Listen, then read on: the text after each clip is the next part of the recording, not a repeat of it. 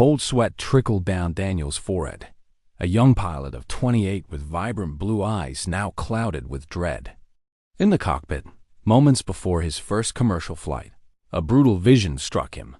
The Boeing 747, the Spirit of Chicago, plummeting in flames. A metallic inferno over residential homes. The scent of kerosene and despair suffocating him even before takeoff. An icy shiver ran down his spine, colder than the air conditioning of O'Hare International Airport in Chicago on that chilly November morning. This wasn't just nervousness. It was a premonition. The strong coffee scent and sweet aroma of pastries from the terminal couldn't mask the metallic, acrid smell of bile rising in Daniel's throat. The premonition, vivid and terrifying, hammered in his mind like a tribal war drum, incessant and deafening, dictating a feverish rhythm to his heartbeat. The muffled, distant roar of the Spirit of Chicago S-engines once music to his ears, and a professional smile that barely concealed her exasperation appeared at the cockpit door. Airline technicians, in their navy blue overalls and gleaming tools, scoured every inch of the plane, from the landing gear to the jet engines, from the complex electrical system to the cockpit, their flashlights shining into every dark corner, searching for any anomaly. Time stretched out like molasses, each minute feeling like an eternity. Minutes turned into hours of tense, silent waiting for Daniel, punctuated only by the sound of equipment tests.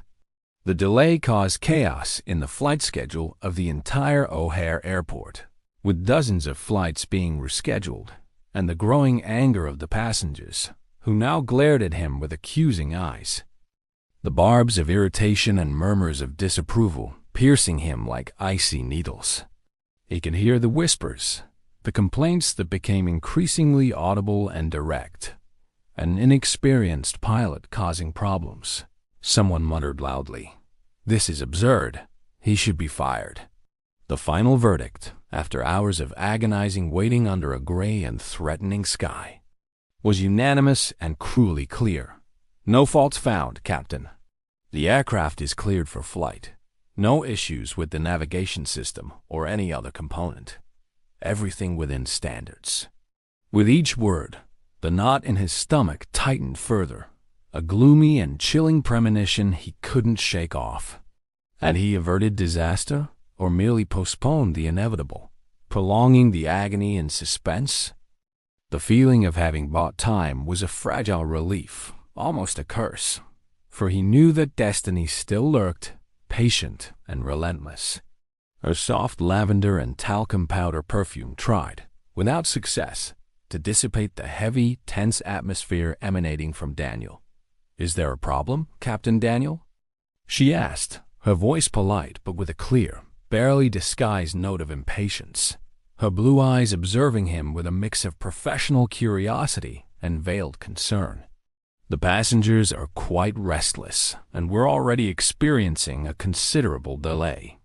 The ground manager is demanding explanations and threatening to fine the airline." Daniel felt the suspicious gaze of his co-pilot, Mark, a veteran of 50, with deep expression lines around his eyes and a graying mustache that covered a skeptical and slightly amused expression at the situation. "Daniel, everything seems normal here to me," Mark murmured, checking the monitors with a professional and meticulous gaze, pointing to the readings that appeared correct and stable. "The readings are stable on my side, and the backup system isn't showing anything. Are you sure you're not just nervous about your first commercial flight? It's normal to feel a bit of apprehension." Mark's tone was neutral, but Daniel felt the implied judgment, the doubt about his competence hanging in the air. And the promise of adventure now sounded like a funeral dirge, a lament of the souls he saw lost in his vision. His eyes, previously focused on the intricate dials and buttons on the panel, scanned every detail with desperate, almost manic urgency, searching for an excuse, any minuscule flaw that could justify his refusal to take off. He felt the overwhelming weight of destiny hanging over him, dense and inescapable like the heavy fog that sometimes covered Lake Michigan on autumn mornings.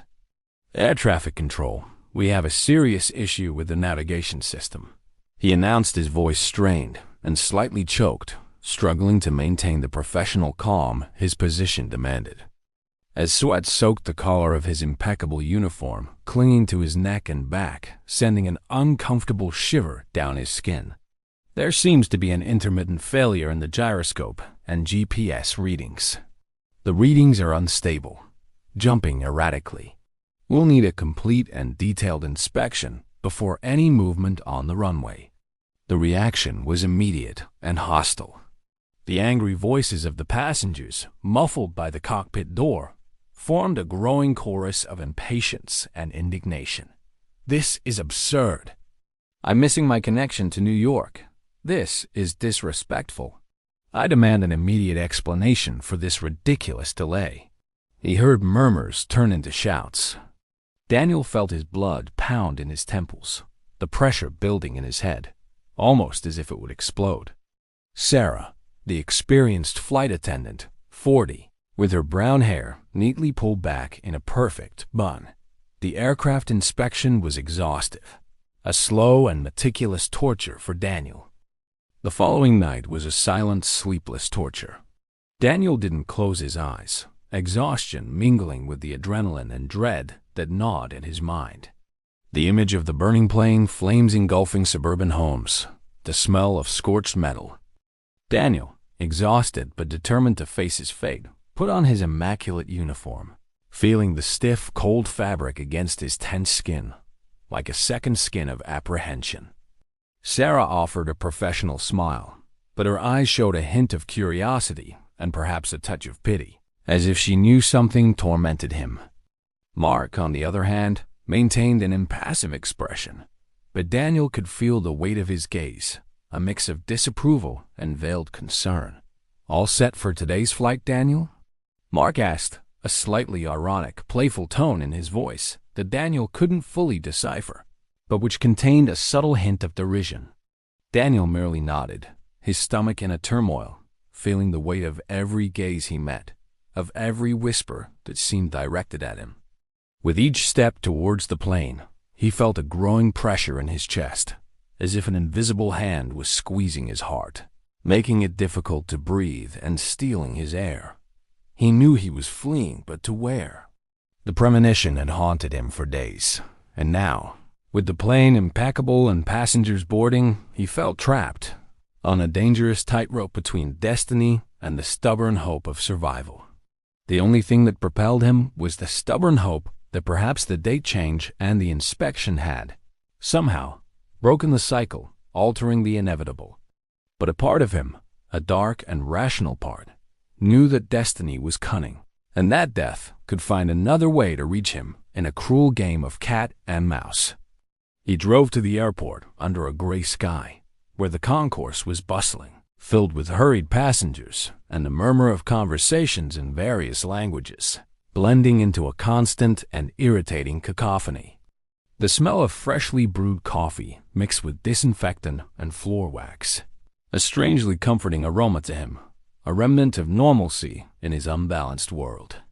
As he approached the boarding gate, he saw the Spirit of Chicago on the tarmac, imposing and gleaming under the weak winter sun that was just beginning to rise. It looked like a metallic trap, a predator waiting, its navigation lights blinking rhythmically in the gray dawn, calling him to his destiny. And lost lives replayed endlessly in his mind like a horror movie on an infinite loop. Each seemed more vivid than the last. Every time he closed his eyes, the vision became clearer, more real, the victim's screams echoing in his ears, blending with the crackling of fire and the sound of falling debris. He felt the crushing weight of responsibility, the burden of a secret no one would believe, a premonition that was consuming him from within, turning him into a ghost of himself. The radio in his hotel room, an impersonal airport hotel overlooking the illuminated runways, a cruel irony, for he was safe, but safe from what and for how long? Broadcasted the weather forecast for the next morning. Clear skies and gentle winds, perfect for flying, a forecast that sounded like a mockery. At dawn, the air in Chicago was icy and sharp, a prelude to the harsh winter approaching, penetrating his bones and making him shiver, not just from cold, but from fear. Sarah and Mark awaited him in the cockpit, their faces displaying a mix of relief that he was there and a persistent skepticism about the previous day's incident.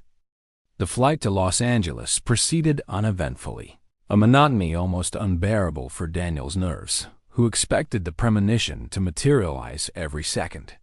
The sky was an immaculate blue, stretching infinitely above them, without a single cloud, and the cumulus clouds below, when they appeared, looked like gigantic fluffy cotton balls, inviting peace and tranquility. It was as if destiny was merely waiting, weaving a new web, devising a new, more subtle and cruel trap. Every time he looked at the vast expanse of land below, the immensity of the United States unfolding beneath his wings, with its small towns and winding roads that resembled veins, he wondered if he was truly safe, or if he had merely diverted one blow only to receive another, perhaps even more unexpected and lethal. The landing approached, and with it, the promise of relief, of stepping onto solid ground and leaving behind the chilling shadow of death. But the anxiety, which he had suppressed during the flight with such effort, began to grow again, a tight knot in his chest, a premonition that the danger had not passed, merely changed form, waiting for the opportune moment to manifest itself.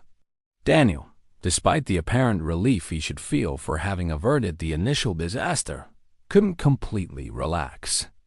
Every small turbulence, however minor, the slightest tremor of the wings, the slightest change in the engine's hum, made his heart pound a silent and constant alarm echoing in his mind, keeping him on high alert like a sentinel in wartime.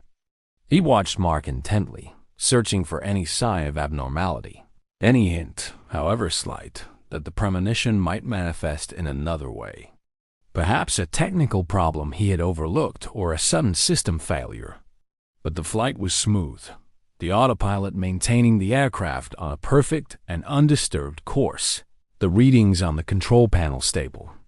Sarah, with her usual efficiency and an ever-present smile on her lips, circulated through the cabin, attending to passengers with a calm and professionalism that Daniel deeply envied. The smell of heated meals, steamed chicken with vegetables, creamy pasta, warm, fresh bread, filled the air. A domestic and inviting aroma that contrasted sharply with Daniel's internal tension.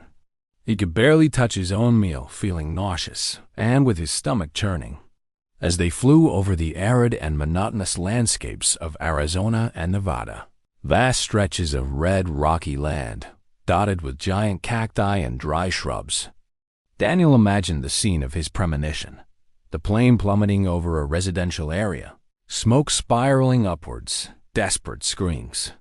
He tried to map the route, identify possible points of failure, but nothing seemed out of the ordinary. The altitude was stable, the speed constant, and the systems operating perfectly. With each passing minute, the certainty of having averted disaster grew, a thin layer of optimism over persistent dread, like thin, deceptive ice over a deep, dark lake about to crack. He took a deep breath, the cabin air dry and cold, with a faint metallic odor characteristic of aircraft. The afternoon sun streamed through the windows, warming his face, and for a moment he thought that, perhaps, he had truly managed to cheat destiny, to overcome death. However, an uneasy feeling persisted, like a distant hum in his ears, a taut string in his soul that vibrated with a dissonant note. The aircraft began its smooth and elegant descent over the Californian landscape, the lights of vast Los Angeles beginning to dot the horizon like a tapestry of sparkling stars, stretching as far as the eye could see, dissolving into the golden haze that hung over the city. Daniel felt the knot in his stomach, which had accompanied him for days like a parasite, finally loosen, bringing an almost palpable relief. He wanted to get out of there as quickly as possible, feel the wind on his face, and finally believe he was free from the nightmare that had been pursuing him.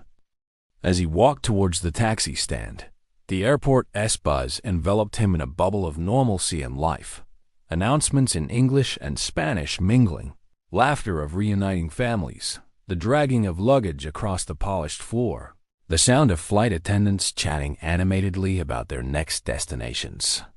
He pulled out his phone to call a rideshare, his fingers trembling slightly, no longer from fear, but from pure exhaustion and relief from the ordeal he had endured. A faint cool breeze from the Pacific Ocean brushed his face, bringing with it the promise of a peaceful night and a future free of dark. Premonitions of future he finally felt he could control that was truly his own. The landing was perfect, a smooth and precise touchdown barely felt by the passengers, who applauded in a collective and noisy release of tension. The smell of burned rubber from the tires on the runway, a strong bittersweet odor mixed with the scent of sea air from the Pacific, was a welcome aroma, an unquestionable sign of safety, and that the journey had come to an end, that the apparent threat had been overcome. "Welcome to Los Angeles. What a beautiful sunny day," announced Sarah, her voice cheerful and filled with relief, filling the cabin with a celebratory and festive tone. Daniel and Mark coordinated the passengers' exit, their faces now displaying a relaxed, almost jovial expression, freed from the tension of the flight and Daniel's strange aura. "Good flight, Captain," Mark said, patting Daniel's shoulder with a genuine smile, a rare sight on the veteran's face. Daniel's smile, for the first time in a long time, was equally genuine, broad, and overflowing with a relief he thought he would never feel again, a feeling of lightness he had forgotten. He had done it. He had defied the premonition and apparently won, subverting destiny. The feeling of relief was overwhelming, almost euphoric, like a liberation from a long, dark captivity from which he barely expected to escape. He descended the aircraft steps, feeling the asphalt beneath his feet as the most solid and secure ground in the world, almost as if he could feel the Earth's heartbeat, the solidity that separated him from the danger of the air. The Los Angeles air, warmer and more humid than Chicago's, with its faint scent of sea air and jasmine blooming nearby, was a gentle embrace, laden with the indefinable scent of freedom and promises of a future without shadows. Upon reaching the bustling and vibrant terminal, Daniel decided to hail a taxi instead of waiting for the crew bus. The yellow taxi, a classic Ford Crown Victoria American sedan, arrived in a few minutes, gleaming under the bright, impersonal lights of the airport parking lot like a beacon of safety. Daniel collapsed into the back seat, relief crushing him like a giant, comforting wave, almost taking his breath away, a weight finally lifted from his shoulders. Daniel observed the lights of the vast city shimmering in the distance, forming a luminous tapestry that stretched to the horizon, dissolving into the night's darkness. Not the familiar roar of a commercial airliner, but a distant, high-pitched, metallic hum that rapidly escalated into a harsh, irregular screech, cutting through the constant traffic noise and the radio. Daniel frowned, a pang of apprehension piercing his hard-won relief. It seemed to come from above, from the dark, starry sky. The driver also looked up, an expression of confusion and concern on his face, his cap slightly askew, his eyes searching for the source of the sound. The noise intensified, morphing into an agonizing mechanical groan, the sound of twisting metal and failing gears, as if something was tearing itself apart in midair. Daniel felt an icy chill run down his spine, a familiar sense of dread that paralyzed him. It was the same kind of sound he had heard in his premonition, but not from a jetliner, rather something smaller, more fragile, like a piston engine violently sputtering before dying. He looked up, his eyes wide with horror and disbelief, his heart pounding hard and irregularly in his chest, each beat a hammer against his ribs, echoing the agonizing beat of the falling machine. The engine sound completely died, replaced by a whistling of wind. The silence that followed, an absolute and terrifying silence amidst the city's chaos, was more frightening than the previous roar. It was the sound of the inevitable approaching. This was the landscape of his triumph, visual proof that he had escaped the destiny that pursued him. The premonition was a thing of the past, a forgotten nightmare, a shadow dispelled by the light of the avenues and neon signs.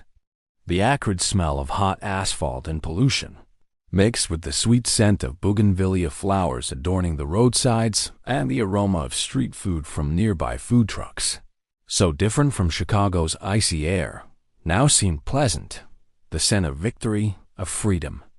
He sent a quick message to his parents, letting them know he had arrived safely and that everything was in order, feeling a slight breeze of confidence in his ability to defy destiny, to have outsmarted death. The driver, a middle-aged man with a baseball cap covering his bald spot and a neatly trimmed mustache, nodded amicably in his rearview mirror, turning on the radio to a soft jazz station whose notes filled the car's interior. The air conditioning blew a cool, dry breeze, and Daniel closed his eyes for a moment, savoring the feeling of safety, the simple comfort of being in motion and finally out of the plane, away from any apparent danger. Airport traffic was dense, a snake of red and white lights moving slowly through the night, the hum of car engines and the distant roar of landing jets, a constant and familiar backdrop, but now harmless. As the taxi left the perimeter of Los Angeles International Airport, gliding through the busy streets lined with luminous billboards, suddenly a strange sound. Daniel's taxi idled at the traffic light, its red taillights glowing intensely in the humid darkness of the Los Angeles night, reflecting off the asphalt slick with a recent drizzle, creating a ghostly sheen. The sound approaching from the sky from a considerable height became an irregular metallic and desperate roar. He had focused so intently on preventing the Boeing 747 from crashing, on escaping the destiny he believed was his a momentary flash of intense, blinding white light illuminated the street, followed by the terrible, sharp sound of twisting metal, glass shattering into thousands of pieces, and tires screeching on the wet asphalt. Daniel's taxi was swallowed by the darkness of the impact and the cloud of debris, becoming indistinguishable in the chaotic scene of wreckage and rising smoke.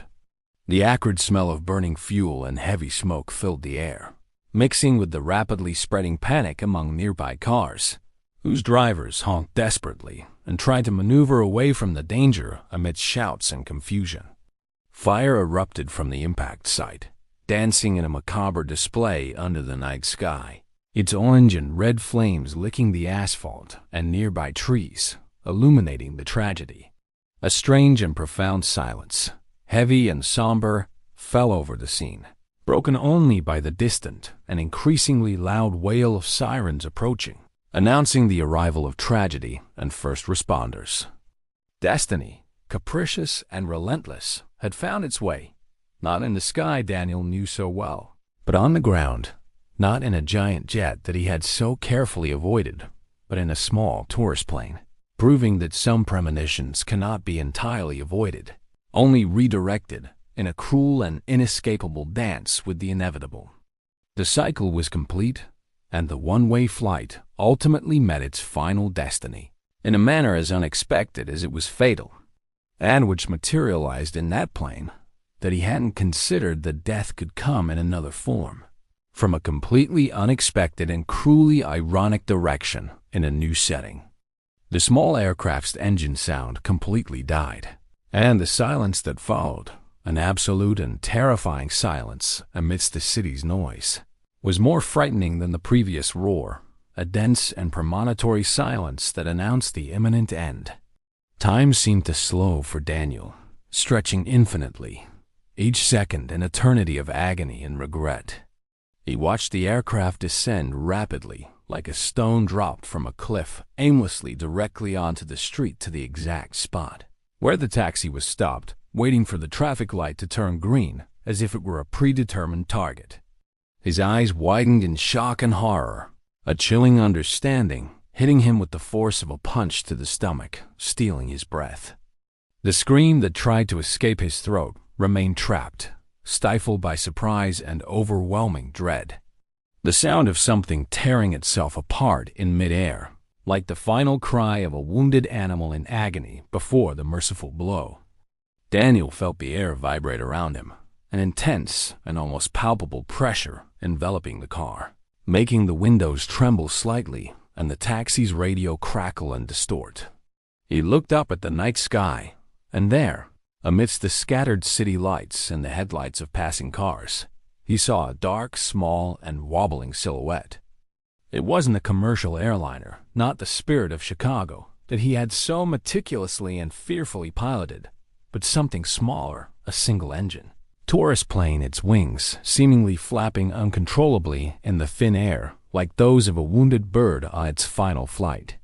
It appeared to float out of control in a dizzying, an undeniable descent like a dry leaf falling from a tree, but with terrifying speed, directly towards the street below. A flash of memory struck him with the force of lightning, paralyzing him. The premonition wasn't specifically about his plane, the flight he would command, but about a plane crashing into a residential area, transforming into a fireball. The impact was a deafening roar, a cataclysmic sound that shook the earth and reverberated through the neighborhood, breaking the night's peace.